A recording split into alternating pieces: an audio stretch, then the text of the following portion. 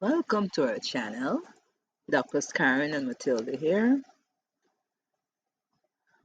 Welcome to our new and returning viewers. We appreciate you and thanks for dropping by. Our clips are for educational purposes and it's really stem from our experiences as postgrad students and graduates. Today we want to continue our series, What I Wish I Knew Before Doing My Studies, and we'll look at burnout. So we have a fair amount to cover, so we'll get right into it.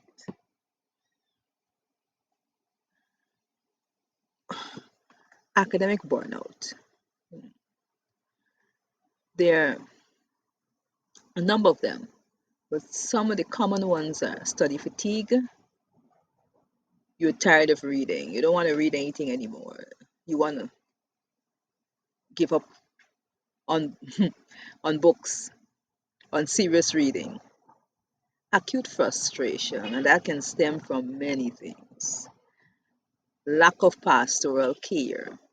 You don't feel anybody really cares about you. And especially if you're an international student and your university is your main community support, social support. Some of the things that can trigger the types I referred to earlier are loss of supervisor's empathy, uh, constant and unclear research changes. Those of us who studied during the pandemic, many of us, our thesis changed, the format changed, the tone changed, even the topic abruptly changed. So it can send us in a tailspin. I had written over 4,000 words towards my thesis when it changed in 2020. Acute frustration level alert right there. Communication struggles, language barriers, for example. I was studying in a country where English wasn't the first language. It was probably the third or fourth language. So many times the way people interpret the language, it led to a lot of miscommunication. I mean, we use humor to get by, but if I wasn't a person like that, we could have had a lot of conflicts, unnecessary conflicts. Mental health battles such as isolation. Remember, you're an international student and your social support is minimal. You don't necessarily have friendships and in the country and so on. That can lead to isolation. People not understanding you or your needs. So it also lead to isolation. Lou said burnout is actually an emotional exhaustion. You know, it can lead to you becoming cynical. Uh, you feel you're not accomplishing what you need to accomplish in a timely manner. You're not you're no longer motivated to complete the program that you're studying because of all the things you're going through mentally and physically.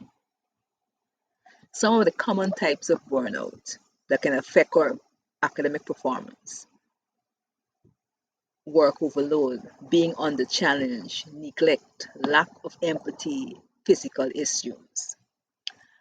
Uh, Work. If we attach to a work program and we're on a scholarship as part of our work, I was attached to a program, uh, and I had friends who were given all the office work by their supervisors,